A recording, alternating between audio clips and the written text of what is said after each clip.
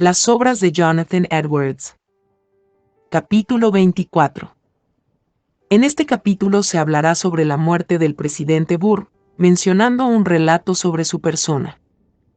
Se dará detalles del sucesor del fallecido presidente Burr. Se expondrá varias correspondencias que cito a continuación. Cartas de la señora Burr, a un caballero en Escocia y a un caballero en Boston, y a su madre. Carta del señor Edwards a los administradores del colegio. Carta de la señora Burr, a su padre, y una carta del señor Edwards al doctor Bellamy. Se hablará del evento de cuando el consejo dimitió al señor Edwards para que luego, él tomara posesión como presidente de la Universidad de Princeton.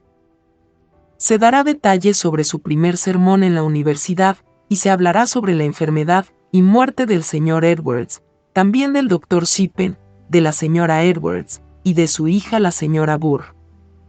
Finalizando este capítulo con relatos relacionados a la muerte de la señora Burr y la señora Edwards.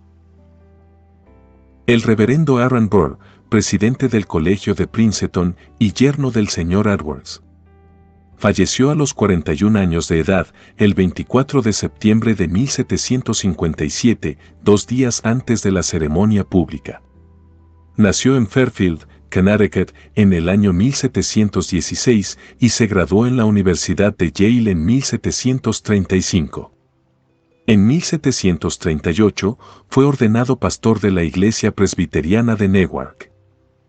En 1748 fue elegido por unanimidad presidente del colegio, como sucesor del señor Dickinson. Aunque poseía una constitución esbelta y delicada, estaba dotado con un talento poco común para la gestión de los negocios, una constancia mental que comúnmente le aseguraba el éxito. El floreciente estado del colegio, en el momento de su muerte, se debió principalmente a sus grandes y asiduos esfuerzos. Hasta el otoño de 1755 desempeñó las funciones tanto de presidente como de pastor de la iglesia. El señor Burr era muy respetado en todos los ámbitos y relaciones de la vida. Era un hombre de talentos reconocidos, de sano sentido práctico, de integridad intachable y de ardiente piedad. Fue pulido en sus modales, tenía extraordinarias facultades en la conversación y poseía el feliz arte de inspirar alegría a todos los que le rodeaban. Como razonador era claro y sólido, y como predicador animado, juicioso, ferviente y exitoso. Tenía afectos cálidos, era muy querido por su familia y amigos y era abierto, justo y honorable en todas sus relaciones con sus semejantes.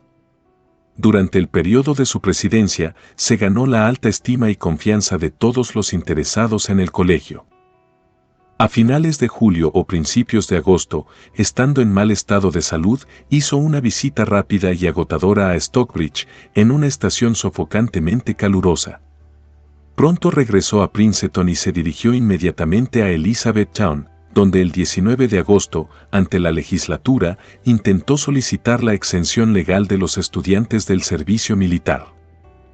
El día 21, en Newark, estando muy indispuesto, predicó un sermón fúnebre extemporáneo, a consecuencia de la muerte de un familiar de su sucesor. Luego regresó a Princeton y, a los pocos días, se dirigió a Filadelfia, por asuntos de la universidad. En el camino, su trastorno adoptó la forma de fiebre intermitente. A su regreso, se enteró de que su amigo, el gobernador Belcher, había muerto en Elizabethtown el 31 de agosto y que le habían asignado predicar el sermón fúnebre. Su esposa, al percibir su creciente enfermedad, le suplicó que se disculpara y declinara esa labor. Sin embargo, él se sentía obligado, si era posible, a realizarlo.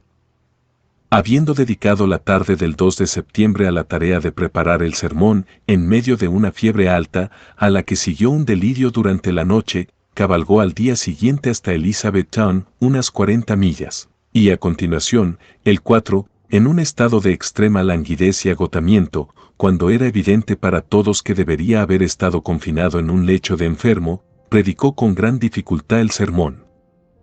Regresó a Princeton al día siguiente y su desorden asumió inmediatamente el carácter de una fiebre fija y violenta, asentada sobre los nervios. Al acercarse la muerte, ese evangelio, que había predicado a otros, le brindó un apoyo infalible. Fue paciente y resignado, y estuvo animado con la más viva esperanza de una feliz inmortalidad. La corporación del colegio se reunió 2 días después de su muerte, y ese mismo día eligió al señor Edwards como su sucesor. Algunas de las circunstancias relacionadas con la enfermedad y muerte de su marido se alude en la siguiente carta de la señora Burr a un caballero de Escocia. La misma fue escrita poco después del fallecimiento del señor Burr. A continuación, la carta de la señora Burr a un caballero de Escocia. Honrado señor, me enorgullezco de no ser considerada desubicada, si reconozco en unas pocas líneas el recibo de su carta, fechada en agosto, dirigida a mi difunto y querido esposo, que me llegó cuando ya estaba fuera del alcance de todas las cosas mortales. El respeto que usted expresó por alguien que era más querido para mí que mi propia vida, me conmovió muchísimo. Tampoco puedo perdonarme a mí misma, si no lo reconozco, en términos de viva gratitud.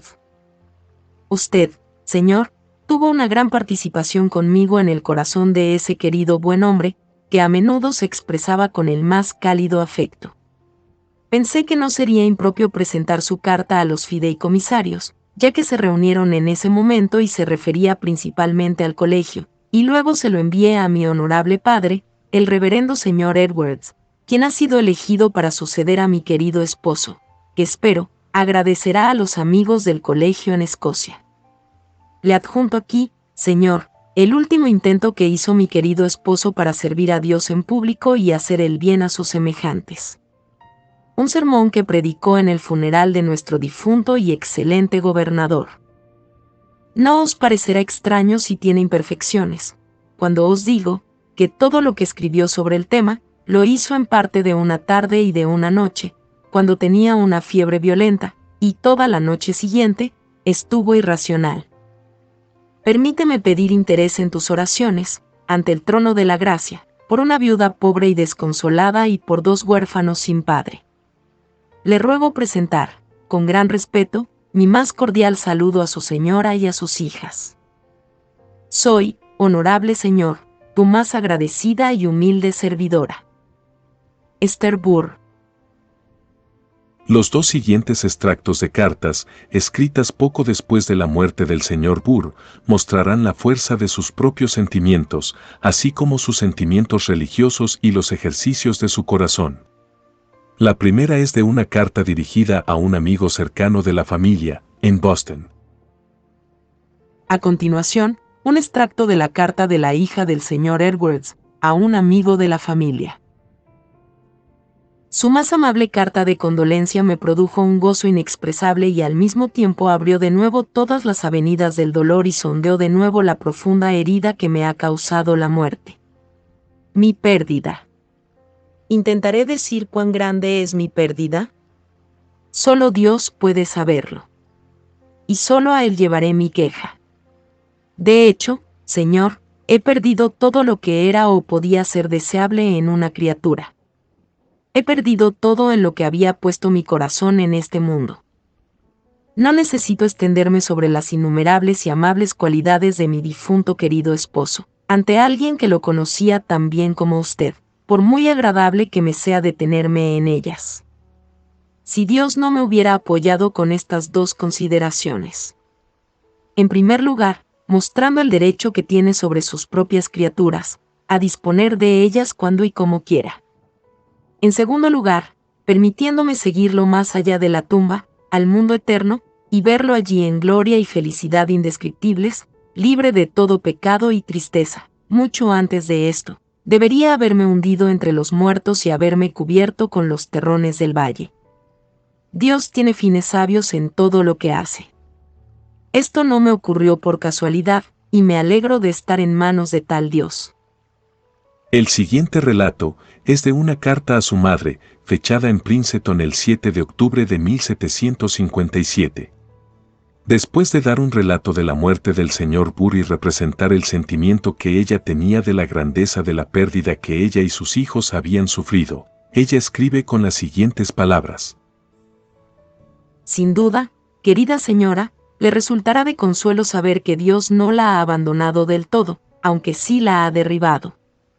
Lo diría para gloria del nombre de Dios, que creo que Él, en un grado poco común, se ha descubierto a sí mismo como un Dios todo suficiente, una fuente plena de todo bien. Aunque se cortaron todos los arroyos, la fuente sigue llena. Creo que he podido confiar mi cuidado a Él y he encontrado una gran paz y tranquilidad en mi mente, que este mundo no puede dar ni recibir. Han tenido una libertad y una cercanía poco comunes al trono de la gracia. Dios me ha parecido sensiblemente cercano, de una manera tan solidaria y cómoda, que creo que nunca había experimentado algo así. Dios me ha ayudado a revisar sus misericordias pasadas y presentes conmigo con un grado de gratitud conmovedor. Creo que Dios me ha dado tal sentido de la vanidad del mundo y de la incertidumbre de todos los disfrutes sublunares como nunca antes lo había tenido. El mundo se desvanece ante mi vista. Las cosas celestiales y eternas parecen mucho más reales e importantes que nunca. Siento que tengo obligaciones mucho mayores de ser del Señor, que antes de esta dolorosa aflicción. El camino de la salvación por la fe en Jesucristo me ha parecido más claro y excelente, y me he visto obligada a arriesgarlo todo con Él, y he encontrado gran paz de alma en lo que espero hayan sido actos de fe. Algunas partes de los salmos han sido muy reconfortantes y refrescantes para mi alma. Espero que Dios me haya ayudado a mirar su mano en esta terrible dispensación, y ver el derecho infinito que tiene sobre los suyos, y disponer de ellos como le plazca. De esta manera, querida señora, le he dado algunos indicios fragmentados de los ejercicios y asideros de mi mente, desde la muerte de aquel, cuyo recuerdo y ejemplo serán siempre preciosos para mí, como mi propia vida. Oh, querida señora, no dudo que tengo sus oraciones y las de mi honorable padre diariamente por mí, pero dame permiso para suplicarles a ambos, que pidan fervientemente al Señor, que yo nunca desprecie sus castigos, ni desmaye bajo su severo golpe, de lo cual soy consciente de que existe un gran peligro, si Dios tan solo me negara los apoyos que hasta ahora me ha concedido amablemente. Oh, me temo que me comportaré de tal manera que deshonre a mi Dios y a la religión que profeso. No, prefiero dejarme morir en este momento, antes que quedarme deshonrando el santo nombre de Dios. Estoy abrumada. Debo concluir suplicando una vez más, que como se recuerdan mis queridos padres, no olviden la gran aflicción de su hija, ahora una viuda solitaria, ni a sus hijos huérfanos. Mi deber para con mis siempre queridos y honorables padres, y amor para con mis hermanos y hermanas. Soy, querida señora, tu obediente y afectuosa hija. Esther Burr. La noticia de su nombramiento a la presidencia, dice el Dr. Hopkins, fue bastante inesperada y no poco sorprendente para el señor Edwards.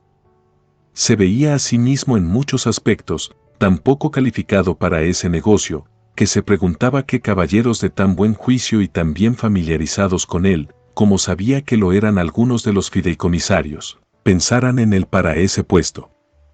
Tenía muchas objeciones en su mente para emprender el negocio, tanto por su incapacidad como por sus circunstancias particulares. Sin embargo, no podía determinar con certeza que no era su deber aceptarlo.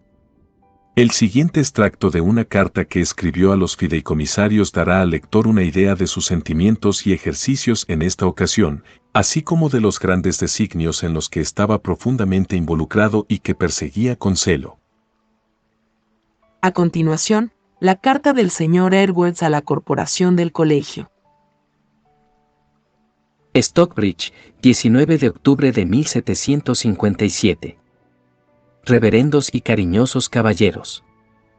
No me sorprendió poco recibir la inesperada noticia de que ustedes me habían elegido para suceder al difunto presidente Burr como director de Nassau Hall. Tengo muchas dudas sobre si seré llamado a emprender el negocio que ustedes me han hecho el honor inmerecido de elegirme. Si se puede tener alguna consideración con mi comodidad exterior, podría mencionar los muchos inconvenientes y el gran perjuicio que puedo sufrir si me mudo con mi numerosa familia tan lejos de todos nuestros bienes. tengo en el mundo, sin ninguna perspectiva de disponer de él en las circunstancias actuales, pero con gran pérdida. Ahora que apenas hemos superado los problemas y daños sufridos por nuestra expulsión de Northampton y apenas hemos comenzado a tener nuestros asuntos en una situación cómoda, para una subsistencia en este lugar, y el gasto que debo asumir inmediatamente para ponerme en circunstancias que me comporten tolerablemente con el apoyo necesario de los honores del cargo al que estoy invitado, lo cual no concordará bien con mi habilidad. Pero esta no es mi principal objeción. Las principales dificultades que tengo en mente para aceptar este importante y arduo cargo son estas dos.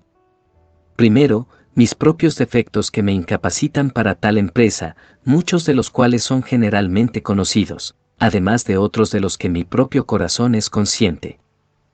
Tengo una constitución física, en muchos aspectos particularmente infeliz, pues me acompañan sólidos flácidos con escasos fluidos insípidos viscosos, además de un bajo estado de ánimo, lo que a menudo ocasiona una especie de debilidad infantil.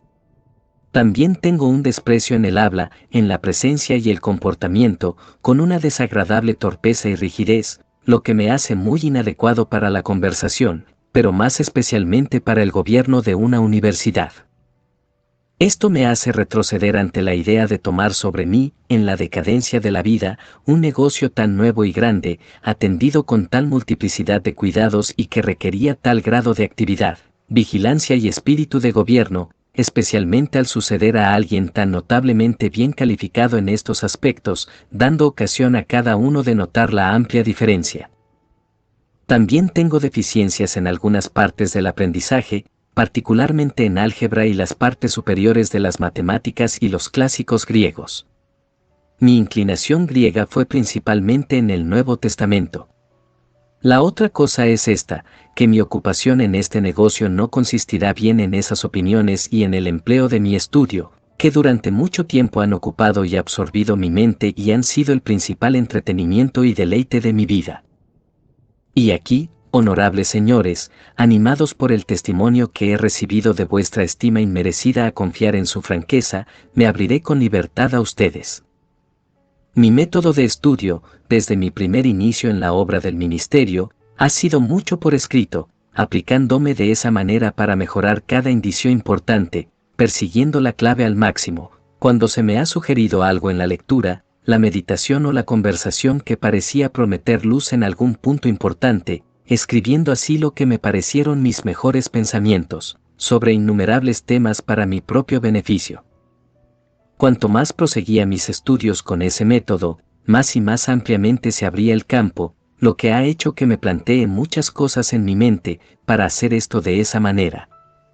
Si Dios me perdonara la vida, en lo que mi corazón ha estado muy interesado es particularmente en contra de muchas cosas relacionadas a la mayoría de los errores prevalecientes en la actualidad, los cuales no puedo ver con paciencia que se mantengan, abre paréntesis, para la subversión total del Evangelio de Cristo, cierra paréntesis.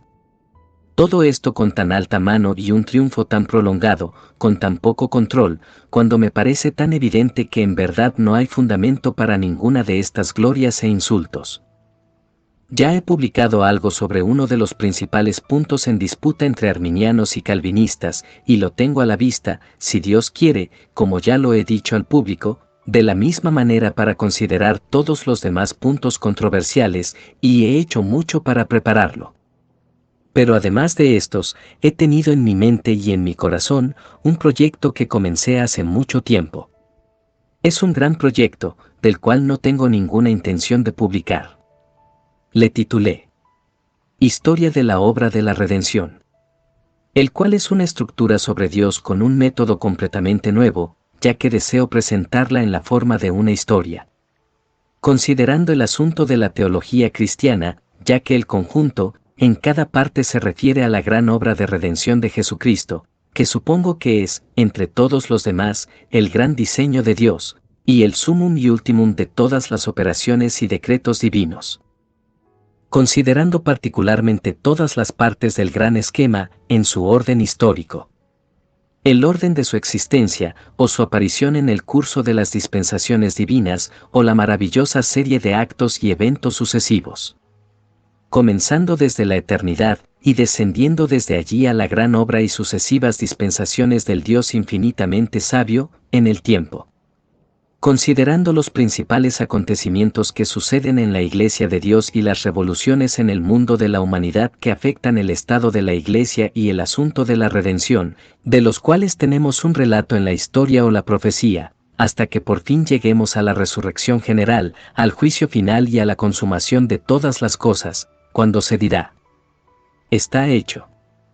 Soy el Alfa y la Omega, el principio y el fin.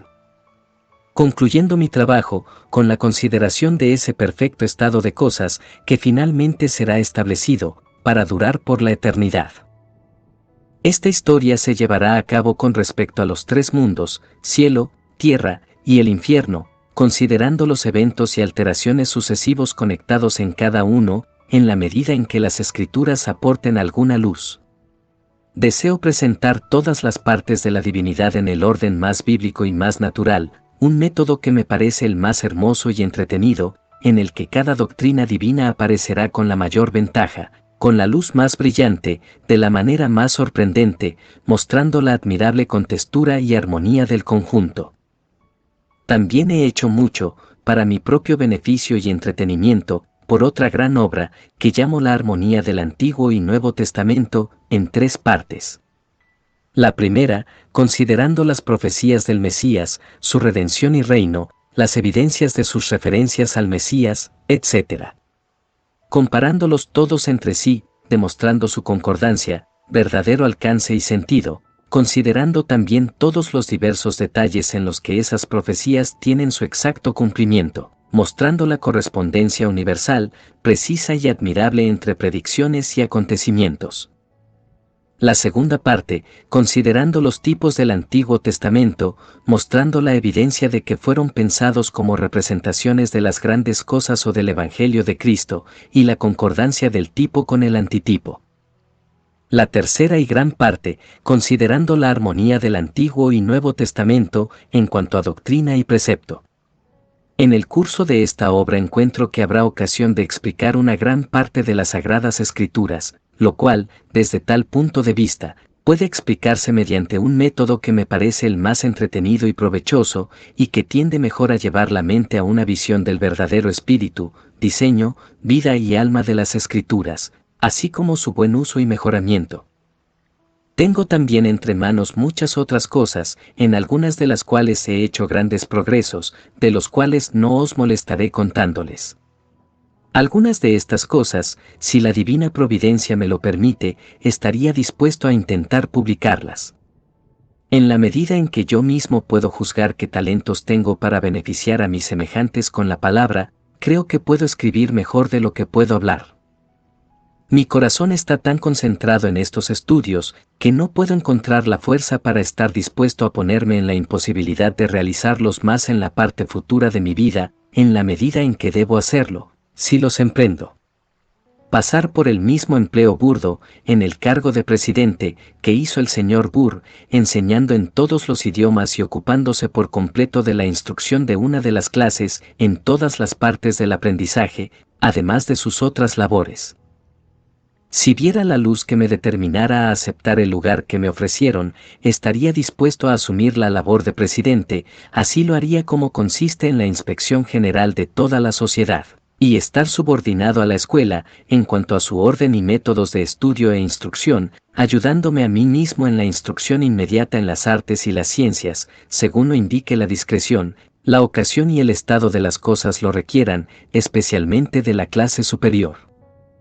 Sumado a todo esto, debo estar dispuesto a hacer todo el trabajo de un profesor de teología, en conferencias públicas y privadas, proponiendo preguntas para ser respondidas, y algunas para ser discutidas por escrito y en libre conversación, en reuniones de graduados, y otras, designados en tiempos apropiados, para estos fines. Ahora estaría fuera de mi camino dedicar tiempo a la enseñanza constante de los idiomas, a menos que sea la lengua hebrea, en el cual debería estar dispuesto a mejorar, instruyendo a otros. En general, estoy muy perdido con respecto a la forma del compromiso en este importante asunto. Tengo dudas sobre si me involucrara en él, no debería hacer lo que tanto usted como yo lamentaríamos después.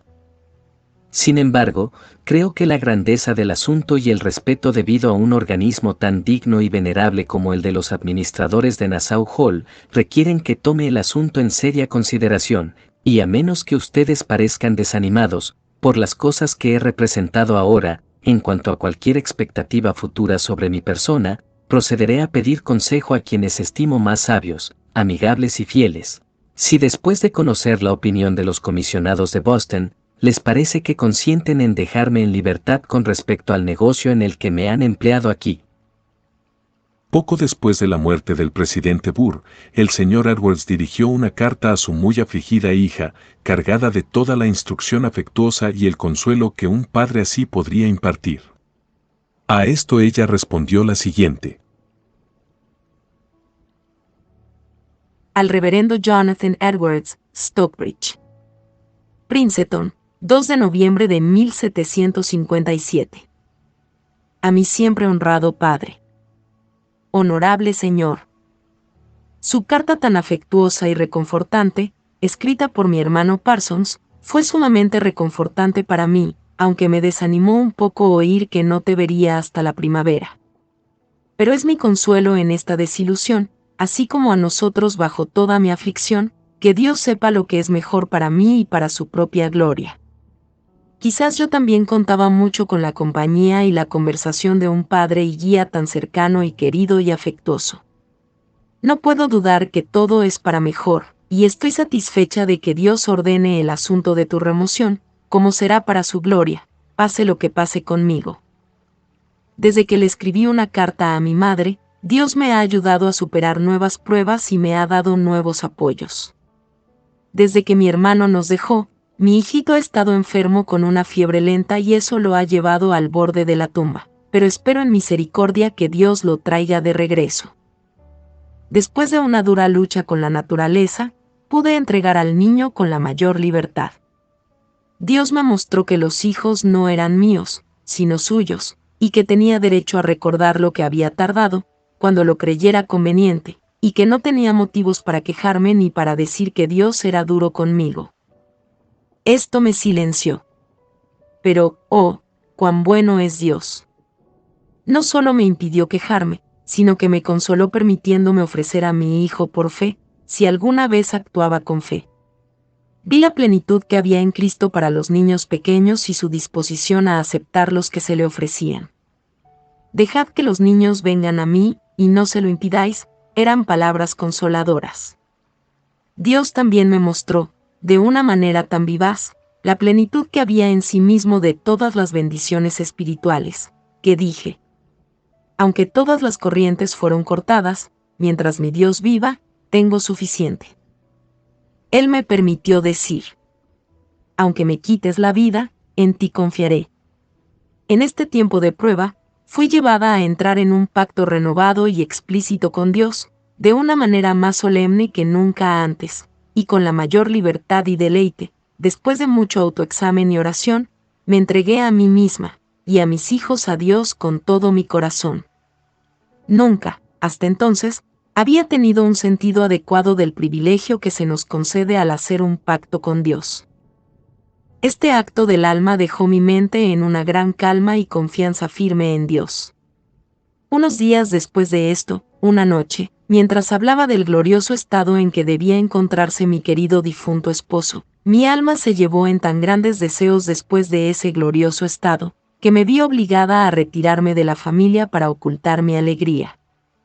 Cuando estaba sola, me sentía tan transportada y mi alma llevada por tales deseos ansiosos de perfección y pleno disfrute de Dios, y de servirle ininterrumpidamente, que creo que mi naturaleza no habría soportado mucho más.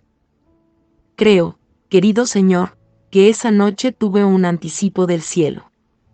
Este cuadro continuó, en buena medida, durante toda la noche.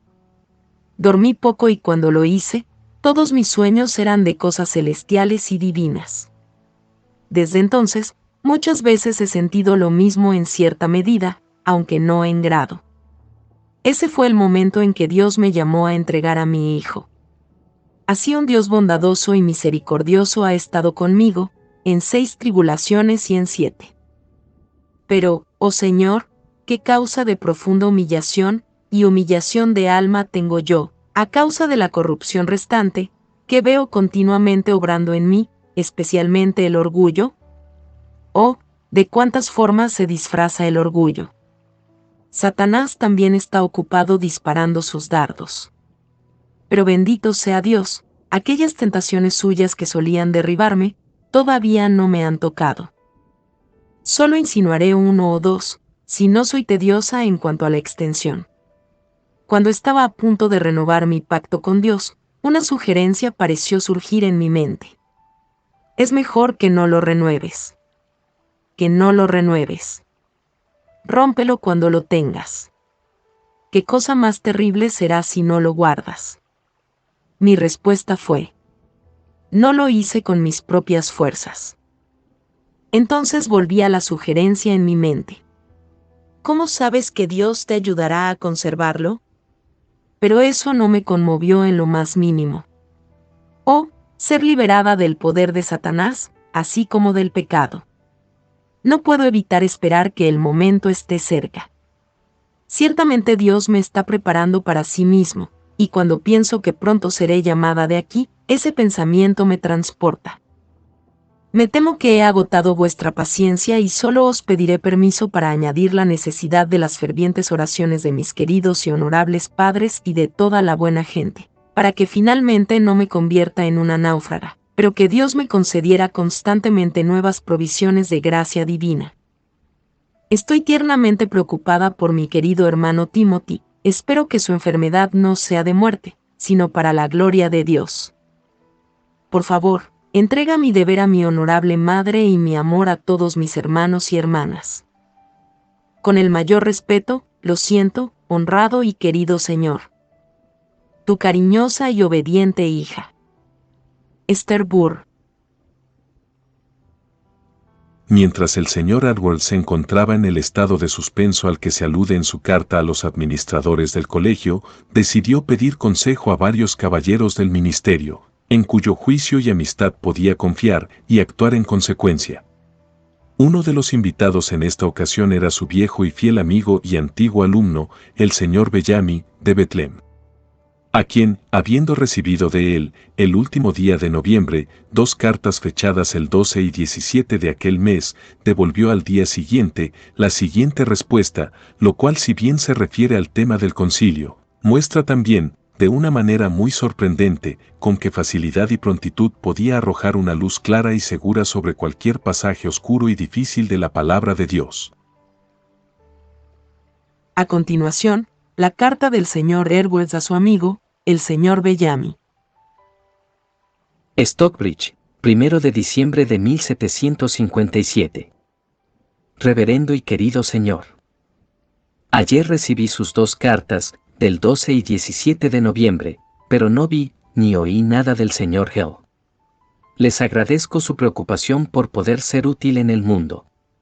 Recientemente les escribí una carta informándoles de nuestra elección de un consejo que se reuniría aquí el 21 de este mes, y adjuntó en ella una carta misiva al señor Brinsmade, quien era miembro del consejo. Espero que antes de este tiempo lo hayas recibido. No dejes de dejarme verte por aquí, porque más que nunca deseo verte. En cuanto a la pregunta que haces sobre el argumento de Cristo, en Juan 10:34 al 36. Observo, primero, que no todos los príncipes de la tierra son llamados dioses en el Antiguo Testamento, sino que únicamente los príncipes de Israel, que gobernaban sobre el pueblo de Dios. Los príncipes, a quienes se llama dioses, en el Salmo 82, aquí mencionados, se distinguen, en la misma frase, de los príncipes de las naciones del mundo. Cuando dice: he dicho, vosotros sois dioses, pero moriréis como hombres y caeréis como uno de los príncipes. En segundo lugar, que la razón por la cual estos príncipes de Israel fueron llamados dioses fue que ellos, como gobernantes y jueces del Israel de Dios, eran tipos y figuras de Él, quien es el verdadero rey de los judíos y el príncipe del pueblo de Dios, quien gobernará sobre la casa de Jacob para siempre, el príncipe y salvador de la iglesia de Dios, o el Israel espiritual, reunido de todas las naciones de la tierra, quien es Dios en verdad. El trono de Israel, o del pueblo de Dios, pertenecía propiamente a Cristo. Solo Él era el heredero adecuado de ese trono, y por lo tanto, se dice que los príncipes de Israel se sientan en el trono del Señor, Primera de Crónicas 40:23. Y el reino de Israel, bajo los reyes de la casa de David, se llama reino de Jehová, Segunda de Crónicas 13:8. Y debido a que Cristo tomó el trono, como el antitipo de aquellos reyes, por eso se dice. Lucas 1:32. Para sentarse en su trono. Así, los príncipes de Israel, en el Salmos 82, son llamados dioses e hijos de Dios, o todos ellos hijos del Altísimo, siendo designados tipos y representaciones notables del verdadero Hijo de Dios y en el del Dios verdadero.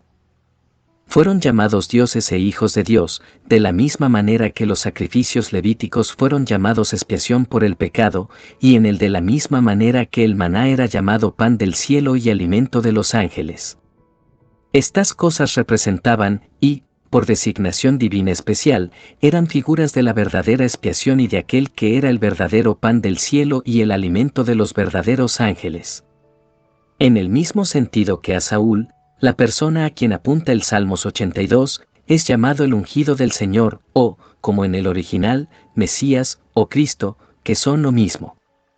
Y debe observarse que estos dioses y jueces típicos de Israel se distinguen particularmente del verdadero Dios y del verdadero juez en la frase siguiente de Salmos 82:8 que dice: Levántate, oh Dios, juzga la tierra, porque tú heredarás todas las naciones. Este es un deseo por la venida de ese rey, que reine con justicia y juzgue con justicia, quien heredaría a los gentiles, así como a los judíos, y las palabras, tal como están en conexión con los dos versículos anteriores, importan mucho.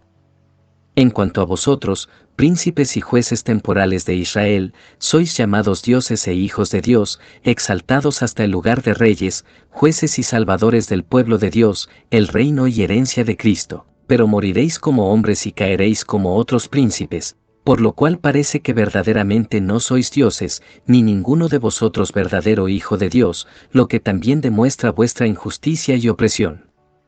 Pero, oh, que viniera y reinara aquel que es verdaderamente Dios, el juez de la tierra, el verdadero y justo juez y salvador, que ha de ser rey tanto sobre los gentiles como sobre los judíos. Cabe observar que cuando se dice en este versículo, levántate, oh Dios, la palabra traducida Dios es Elohim, la misma que se usa en he dicho. Vosotros sois dioses, he dicho. Vosotros sois Elohim. En tercer lugar, en cuanto a las palabras de Cristo, en sí llamó dioses a aquellos a quienes vino la palabra de Dios, supongo que, por la palabra de Dios viniendo a estos príncipes de Israel, se entiende que ellos fueron expuestos por designación divina especial y expresa, para ser tipos o significados figurativos de la mente de Dios. Aquellas cosas que Dios había designado como tipos, para representar la mente de Dios, eran una palabra visible. Los tipos se llaman la palabra del Señor, como lo citado en Zacarías 11:10-11, que dice: Tomé entonces la vara a la que había llamado gracia y la quebré. De ese modo anulé el pacto que había hecho con todas las naciones. En aquel mismo día, el pacto quedó anulado. Las ovejas oprimidas que me observaban supieron que se trataba de la palabra del Señor. Y también lo citado en Zacarías 4:4-6, que dice: Pregunté entonces al ángel que hablaba conmigo: ¿Qué significa todo esto, mi Señor? Y el ángel me respondió: ¿Acaso no sabes lo que significa? Entonces respondí: No, Señor mío. Así que el ángel me dijo: Esta es la palabra del Señor para Zorobabel. No será por la fuerza ni por ningún poder, sino por mi espíritu, dice el Señor de los ejércitos. La palabra de Dios vino a los príncipes de Israel, ya que ellos, por orden de Dios, se convirtieron en sujetos de una representación típica de una cosa divina, que era una palabra visible de Dios, y también, como esto se hizo por expresa designación divina, como fueron marcados para este fin, por una palabra expresa, audible y legible, como lo citado en Éxodo 22:28. y en Salmos 82:1. Además, la cosa de la cual fueron designados tipos fue Cristo, quien es llamado la palabra de Dios. Así, la palabra de Dios vino a Jacob, como un tipo de Cristo, Primera de Reyes 18:31. Elías tomó 12 piedras, conforme al número de las tribus de Jacob, a quienes vino palabra de Jehová, diciendo: Israel será tu nombre. La palabra Israel significa, príncipe de Dios. Siendo Jacob, por esa expresa designación divina, designado como tipo de Cristo, el verdadero príncipe de Dios, quien es llamado, en Isaías 49:3, con el nombre de Israel, en su prevalencia en su lucha con Dios, para salvarse a sí mismo y a su familia de la destrucción por Esaú, que entonces venía contra él y obtenía la bendición para él y su descendencia. Ahora, en cuarto lugar, el argumento de Cristo reside en estas palabras. La Escritura no puede ser quebrantada. Esa palabra de Dios, por la cual son llamados dioses, como tipos de aquel que es verdaderamente Dios, debe ser verificada, lo cual no puede ser, a menos que el antitipo sea verdaderamente Dios. Se llaman así, como tipos del Mesías, o del ungido, que es lo mismo, o del santificado o santo, o del que había de ser enviado, todos los cuales eran nombres conocidos entre los judíos para el Mesías. Ver Daniel 9:24 y Daniel 5. También, Salmos 89:19-20, Salmos 16, Salmos 10. Y Juan 9:7. Pero fue por esta razón que esos tipos o imágenes del Mesías fueron llamados dioses, porque él, a quien representaban, era en verdad Dios. Si no fuera Dios, la palabra por la cual fueron llamados dioses no podría ser verificada y debía ser quebrantada. Como la palabra por la cual los sacrificios legales fueron llamados expiación, y se dice que expían el pecado, no era verdadera en ningún otro sentido que el que tenían relación con el sacrificio de Cristo, la verdadera expiación. Si el sacrificio de Cristo no hubiera verdaderamente expiado el pecado, la palabra, que llamaba expiación a los tipos o representaciones de la misma, no pudo ser verificada. Entonces, si Jesucristo no hubiera sido el verdadero pan del cielo y alimento verdaderamente de los ángeles, la escritura que llama su tipo, el pan del cielo y el alimento de los ángeles, no habría sido verificada, sino que habría sido quebrada. Estos, Señor, son mis pensamientos sobre Juan 10:34, etc. Soy tuyo, con mucho cariño. Jonathan Edwards. Postdata con fecha 5 de diciembre. La oportunidad de transmitir mis cartas a los ministros elegidos para ser miembros del Consejo, como su método no es muy bueno, envío aquí otras cartas, deseando que usted se encargue de transmitirlas con toda posible atención y rapidez. Los caballeros invitados al Consejo, por deseo suyo y de su pueblo, se reunieron en Stockbridge el 4 de enero de 1758, y habiendo oído la solicitud de los agentes del colegio, y sus razones en apoyo de la misma, la propia representación del asunto por parte del señor Edwards, y lo que su pueblo tenía que decir, a modo de objeción, contra su destitución, determinó que era su deber aceptar la invitación a la presidencia del colegio. Cuando publicaron su juicio y consejo al señor Edwards y su gente, él pareció extraordinariamente conmovido y afectado, y se echó a llorar en la ocasión, lo cual era muy inusual para él en presencia de otros. Poco después, dijo a los caballeros que le habían dado su consejo, que le asombraba que pudieran superar tan fácilmente, como parecían hacerlo, las objeciones que había hecho contra su destitución. Pero, como pensaba que era su deber dejarse guiar por sus consejos, ahora debería esforzarse alegremente en emprenderlo, creyendo que estaba cumpliendo con su deber. En consecuencia, habiendo obtenido, mediante solicitud de los administradores del colegio, el consentimiento de los comisionados de la Sociedad en Londres para la propagación del Evangelio en Nueva Inglaterra y las partes adyacentes, para renunciar a su misión, se ciñó la cintura y partió de Stockbridge hacia Princeton en el mes de enero. Dejó a su familia en Stockbridge y no se mudaron hasta la primavera, aproximadamente 2 meses después. Algunas observaciones al pie de esta página. El autor de esta obra solo ha averiguado los nombres de 3 de los miembros del consejo: el señor Bellamy, el señor Brinsmade y el señor Hopkins. Los agentes del colegio eran los reverendos señores Caleb Smith y John Brainerd. El consejo, a petición tanto de la congregación inglesa como la indígena de Stockbridge, dirigió una carta a los comisionados en Boston, solicitando que el señor John Brainerd pudiera ser nombrado sucesor del señor Edward en la misión. Los Housatonics ofrecieron tierras para un asentamiento a la congregación indígena de Cranberry, en Nueva Jersey, si es que se trasladaban a Stockbridge. También se envió otra carta a los fideicomisarios del colegio, pidiéndoles que utilizaran su influencia colectiva e individual para conseguir el nombramiento del señor Brainerd y su traslado a Stockbridge. En Princeton estuvieron con él 2 de sus hijas, la señora Burr y Lucy, su hija mayor que no estaba casada. Su llegada a Princeton fue para gran satisfacción y alegría del colegio. De hecho, todos los grandes amigos del colegio y de los intereses de la religión quedaron muy satisfechos y complacidos con el nombramiento. Fue un hecho singular que poco después de su llegada a Princeton, el señor Edwards recibió la melancólica noticia de la muerte de su padre. Lo que ocurrió el 22 de marzo de 1758, a sus 89 años de edad. La corporación se reunió tan pronto como pudo, después de su llegada al colegio, cuando lo fijaron en la silla de presidente. Mientras estuvo en Princeton, antes de enfermarse, predicó en el salón de la universidad, sabbat tras sabbat, con gran aceptación de los oyentes.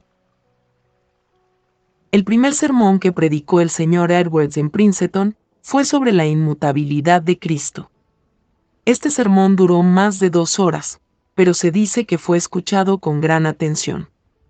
No llegó a hacer mucho como presidente, a menos que fuera a dar algunas preguntas sobre teología a la clase mayor, para que las respondieran antes que él, teniendo cada uno oportunidad de estudiar y escribir lo que creyera conveniente sobre ellos. Cuando se reunieron para responderlas, encontraron tanto entretenimiento y provecho en ello, especialmente por la luz e instrucción que el señor Edwards comunicó en lo que dijo sobre las preguntas. Cuando hubieron dicho lo que tenían que decir, que hablaron de ello con la mayor satisfacción y asombro. Durante este tiempo, el señor Edwards parecía disfrutar de un grado poco común de la presencia de Dios. Les dijo a sus hijas que una vez sintió gran inquietud, preocupación y temor en relación con su participación en ese negocio, pero como ahora parecía, hasta donde podía ver, que había sido llamado por Dios a ese lugar y trabajo, se dedicó alegremente a ello, dejándose a sí mismo y al evento en manos de Dios para ordenar lo que le parecía bueno. La viruela se había vuelto muy común en el país, y entonces estaba en Princeton, y probablemente se propagaría. Y como el señor Edwards nunca la había tenido, y la inoculación se practicaba entonces con gran éxito en aquellas partes, propuso ser inoculado, si el médico así lo aconsejaba, y la corporación daba su consentimiento. Así, por consejo del médico y consentimiento de la corporación, fue inoculado el 13 de febrero. Lo recibió favorablemente, y se pensó que todo peligro había pasado, pero le vino una fiebre secundaria y, a causa de varias pústulas en la garganta, la obstrucción fue tal, que no se le pudieron administrar las medicinas necesarias para controlar la fiebre. Por lo tanto, hizo estragos hasta poner fin a su vida, el 22 de marzo de 1758, cuando tenía 55 años de edad. Después de comprender que no podría sobrevivir a aquella enfermedad, poco antes de morir, llamó a su hija, que le atendió en su enfermedad, y se dirigió a ella con unas pocas palabras, que inmediatamente fueron anotadas por escrito, como lo más cercano a lo que puedo recordar. Las palabras son las siguientes. Querida Lucy, me parece que es la voluntad de Dios que deba dejarte pronto, por lo tanto, entrega mi más bondadoso amor a mi querida esposa y dile que la unión poco común que ha subsistido durante tanto tiempo entre nosotros ha sido de tal naturaleza que confío es espiritual y por lo tanto, continuará para siempre. Ella será sostenida en tan grande prueba, y se someterá alegremente a la voluntad de Dios.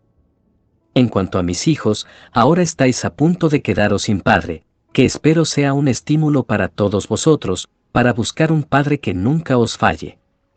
Y en cuanto a mi funeral, preferiría que fuera como el del señor Burr, y cualquier suma de dinero adicional que se pueda esperar que se destine de esa manera, que se destine para usos caritativos. El presidente Burr ordenó en su lecho de muerte que no se lo atendiera con pompa y mucho costo, que no se gastara nada más que lo que estuviera de acuerdo con los dictados de la decencia cristiana, y que la suma que debía gastarse en un funeral a la moda, por encima del costo necesario de uno decente, se diera a los pobres de su entorno. Dijo muy poco durante su enfermedad, pero fue un ejemplo admirable de paciencia y resignación hasta el final. Justo al final de su vida, mientras algunas personas que estaban allí, esperando que diera su último suspiro en unos minutos, lamentaban su muerte, no solo como un gran ceño fruncido en la universidad, sino también como si tuviera un aspecto oscuro en la universidad y el interés de la religión en general. Para su sorpresa, sin imaginar que había escuchado o que alguna vez diría otra palabra, dijo: «Confía en Dios y no tendrás miedo». Estas fueron sus últimas palabras. ¿Qué podría haber sido más adecuado para la ocasión? ¿Y qué necesita más? En estos hay tanta cuestión de instrucción y apoyo, como si hubiera escrito un volumen.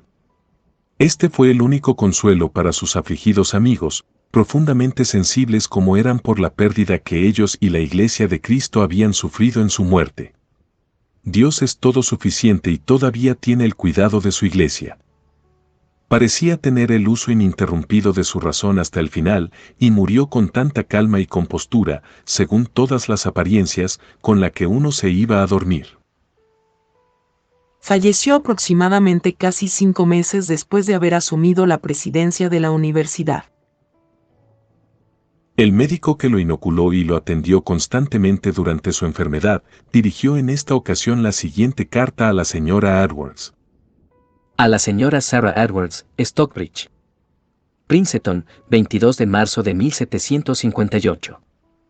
Queridísima y muy digna señora. Lamento de todo corazón la ocasión de escribirle por este medio, pero sé que ha sido informada, por una línea de su excelente, encantador y piadoso esposo, que fui traído aquí para vacunarlo contra la viruela a él y a su querida hija Esther y sus hijos. La viruela se estaba propagando rápidamente aquí en Princeton. Después de la más deliberada y seria consulta con sus amigos más cercanos y religiosos, en consecuencia, el 23 del mes pasado se le inoculó la viruela, y aunque la tuvo favorablemente, al tener varios de ellos en el paladar y la garganta, no pudo tragar una cantidad suficiente de bebida para evitar una fiebre secundaria que ha resultado demasiado fuerte para su débil cuerpo. Esta tarde, entre las 2 y las 3, Dios quiso dejarle dormir en ese querido Señor Jesús, a cuyo reino e intereses ha servido fiel y dolorosamente toda su vida. Nunca ningún hombre mortal ha evidenciado más completa y claramente la sinceridad de todas sus profesiones, mediante una resignación continua, universal, tranquila, alegre y una sumisión paciente a la voluntad divina, a través de cada etapa de su enfermedad, que él, ni siquiera una expresión de descontento, ni la más mínima apariencia de murmullo, en todo el conjunto. Y nunca nadie expiró con una libertad más perfecta del dolor, ni siquiera un cabello retorcido, sino en el sentido más propio de la palabra, él se quedó dormido. Ciertamente la muerte había perdido su aguijón para él. Su hija, la señora Burr, y sus hijos, gracias a la misericordia de Dios, han superado la enfermedad y desea que le envíe su deber a usted, la mejor de las madres. Ella ha tenido la viruela más grave de todas las que he vacunado, y la pequeña Sally la más leve, solo tiene 3 en la cara. Estoy seguro de que resultará útil para su salud futura. Concluyo, con mi sincera oración querida señora, para que pueda recurrir a ese Dios, cuyo amor y bondad has experimentado 1000 veces, en busca de dirección y ayuda, bajo esta dispensación tan aflictiva de su providencia, y bajo cada otras dificultades que puedas encontrar aquí, a fin de que estés más perfectamente preparada para los gozos del cielo en el futuro. Soy yo, querida señora, tu más comprensivo y cariñoso amigo, y muy humilde servidor. William Shippen. Esta carta llegó a la señora Edwards mientras ella se encontraba en un débil estado de salud, cuando se disponía a hacer una visita, primero a su hermana, la señora Hopkins, en West Springfield, y luego a su madre, la señora Edwards, de Windsor, en consecuencia de la muerte del padre del señor Edwards. ¿Cuáles fueron sus sentimientos y los de su familia, bajo esta inesperada y abrumadora dispensación, pueden ser más fáciles de concebir que de describir? Hacía mucho tiempo que les había dicho a sus amigos íntimos que, después de largas luchas y ejercicios, había obtenido, por la gracia de Dios, la voluntad habitual de morir ella misma o de separarse de cualquiera de sus parientes más cercanos. Que ella estaba dispuesta a dar a luz hijos para la muerte y renunciar a él, a quien consideraba una bendición tan grande para ella y su familia, su compañero más cercano, al borde de la muerte, cuando Dios considerara oportuno llevárselo. Y cuando pasó la mayor prueba, con la muerte del señor Edwards, encontró la ayuda y el consuelo de tal disposición. Su conducta en esta ocasión fue tal que suscitó la admiración de sus amigos, descubrió que era sensible a la gran pérdida que ella y sus hijos habían sufrido con su muerte, y, al mismo tiempo, demostró que estaba tranquila y resignada, y que tenía esos apoyos invisibles que le permitían confiar en Dios con tranquilidad, esperanza y humilde alegría. Unos días más tarde, dirigió la siguiente carta a la señora Burr, su hija. Stockbridge, 3 de abril de 1758. Mi muy querida niña. ¿Qué debería decir? Un Dios santo y bueno nos ha cubierto con una nube oscura. Besemos la vara y pongamos las manos en la boca. El Señor lo ha hecho. Me ha hecho adorar su bondad, ya que lo tuvimos tanto tiempo. Pero mi Dios vive y tiene mi corazón. ¿Qué legado nos ha dejado mi marido y tu padre? Todos estamos entregados a Dios, y ahí estoy, y ahí me encanta estar. Tu siempre afectuosa madre, Sarah Edwards. En el mismo sobre estaba la siguiente hoja de una de sus hijas. Stockbridge, 3 de abril de 1758. Mi querida hermana. Mi madre escribió su carta con un nudo en la garganta que le impedía seguir escribiendo. Pensó que te alegrarías con esas pocas líneas de su puño y letra. Oh, hermana, ¿cuántas llamadas tenemos, una detrás de la otra? Pido vuestras oraciones para que los jóvenes de esta familia nos despertemos y animemos a invocar a Dios con más fervor, para que sea nuestro Padre y amigo para siempre. Mi padre se despidió de toda su gente y familia con tanto cariño como si supiera que no iba a volver. El sábado por la tarde, predicó con estas palabras. No tenemos una ciudad permanente, así que busquemos una del porvenir. El capítulo que leyó fue el de Hechos 20. Oh, qué apropiado. ¿Qué otra cosa podía haber hecho? Al salir por la puerta, se dio la vuelta y dijo: Os encomiendo a Dios. Luego añadió: No dudo de que Dios tendrá un cuidado paternal por nosotros, si no lo olvidamos. Soy, tu afectuosa hermana, Susanna Edwards. La hija de Jonathan Edwards, la señora Burr, y sus hijos fueron vacunados al mismo tiempo que su padre y se recuperaron cuando éste murió. Pero después de que se recuperó perfectamente, según todas las apariencias, de repente la acometió un trastorno violento que se la llevó en pocos días, y a la cual, dijo el médico, no podía llamarla por ningún otro nombre que el de un mensajero, enviado repentinamente para llamarla fuera del mundo. Murió el 7 de abril de 1758, 16 días después que su padre, a los 27 años de edad. Se casó con el señor Burr el 29 de junio de 1752. Tuvieron 2 hijos, un hijo y una hija. La señora Burr superó a la mayoría de los de su género en la belleza de su persona, así como en su comportamiento y conversación. Descubrió una libertad natural y no afectada hacia las personas de todos los rangos con quienes hablaba. Su genio era mucho más que común. Tenía una imaginación vivaz y brillante, un discernimiento rápido y penetrante y buen juicio. Poseía un grado poco común de ingenio y vivacidad, lo cual, sin embargo, era consistente con el agrado y el buen carácter. Ella sabía ser bromista y juguetona, sin traspasar los límites del decoro ni de la religión estricta y seria. En resumen, Parecía hecha para complacer, y especialmente para complacer a alguien del gusto y carácter del señor Burr, con quien fue sumamente feliz. Pero lo que coronó todas sus excelencias y fue su principal gloria, fue la religión. Parecía ser objeto de impresiones divinas cuando tenía 7 u 8 años, e hizo una profesión pública de religión cuando tenía 15 años. Su conversación, hasta su muerte, fue ejemplar, como corresponde a la piedad. Ella era, en todos los aspectos, un adorno para su sexo, distinguiéndose igualmente por la suavidad de sus modales, sus logros literarios y su sincero respeto por la religión. Su religión no ensombreció su mente, sino que la hizo alegre y feliz, y hizo que la idea de la muerte le transportara. Dejó varios manuscritos sobre temas interesantes y se esperaba que se hubieran hecho públicos, pero ahora están perdidos. La señora Edwards no sobrevivió mucho tiempo a su marido. 7 meses después, en septiembre, gozando de buena salud, emprendió un viaje a Filadelfia para cuidar de sus 2 nietos huérfanos que ahora se encontraban en esa ciudad, y lo había sido desde la muerte de la señora Burr. Como no tenían parientes en esa zona, la señora Edwards se propuso acogerlos en su propia familia. Llegó allí, pasando por Princeton, el 21 de septiembre, gozando de buena salud y habiendo tenido un viaje cómodo. Pero a los pocos días fue atacada por una violenta disentería, que al 5.º día puso fin a su vida, el 2 de octubre de 1738, cuando tenía 49 años de edad. No dijo mucho durante su enfermedad, pues fue aquejada la mayor parte del tiempo con dolores violentos. En la mañana del día de su muerte, comprendió que su fin estaba cerca, cuando expresó su entera resignación a Dios y su deseo de que Él fuera glorificado en todas las cosas, y para que ella pudiera glorificarlo hasta el final. Y continuó con tal temperamento, tranquila y resignada, hasta que murió. Sus restos fueron llevados a Princeton y depositados con los del señor Edwards.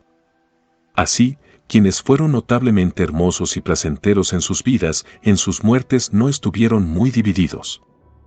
Aquí, el padre y la madre, el hijo y la hija, fueron puestos juntos en la tumba, en el espacio de poco más de un año, aunque unos meses antes su residencia estaba a más de 150 millas de distancia. 2 presidentes del mismo colegio y sus consortes, entre los cuales será sin duda difícil encontrar 4 personas más valiosas y útiles. Por estos repetidos golpes, que se sucedieron en rápida sucesión, la Iglesia norteamericana, en pocos meses, sufrió una pérdida que probablemente, en tan corto espacio de tiempo, nunca será igualada. El señor y la señora Edwards vivieron juntos, en estado de casados, más de 30 años, tiempo en el que tuvieron 11 hijos, 3 hijos y 8 hijas. La segunda hija murió el 14 de febrero de 1748. La tercera hija fue la señora Burr. La hija menor, Isabel, murió poco después que sus padres. Los administradores del colegio erigieron un monumento de mármol sobre la tumba del señor Edwards, que tiene la siguiente inscripción en latín, cuya traducción dice: El muy reverendo hombre, Jonathan Edwards, el nuevo presidente del colegio de Cesarea. Nacido en Windsor, Connecticut, el 5 de octubre de 1703. Cuyo padre fue, el reverendo Timothy Edwards. Fue educado en Yale College, iniciado en Northampton, el 15 de febrero de 1726. Fue licenciado de allí el 22 de junio y aceptó la tarea de entrenar a los bárbaros. Fue nombrado presidente del Tribunal de Nassau, el 16 de febrero de 1778. Murió en este pueblo, el 22 de marzo, a la edad de 55 años. Ay, demasiado poco. Aquí yace su cuerpo mortal. ¿Qué tipo de persona buscas? ¿Viajero? Un hombre de cuerpo alto, pero esbelto, muy intenso en sus estudios, disciplinado, estudioso, atento e ingenioso, de buen juicio y prudencia, insuperable entre los mortales. Distinguido por su habilidad en las artes y ciencias liberales, el mejor en los credos sagrados, un excelente teólogo, difícilmente igualado por otro. Temeroso de Dios, polémico y sincero, un campeón fuerte e invencible de la fe cristiana, conocedor serio y exigente. Estábamos muy contentos con su éxito de distinguida piedad, estricto en sus modales, igual y amable con los demás. Vivió amado y reverenciado. Pero, falleció, por lo que lo lloraron. ¿Cuántos gemidos provocó? ¡Ay! ¡Qué sabiduría! ¡Ay de la sabiduría y la religión! El colegio llora por su pérdida, la iglesia también llora. Pero cuando lo recibió, se alegró el cielo. Vete caminante y sigue las piadosas huellas. Fin del capítulo 24.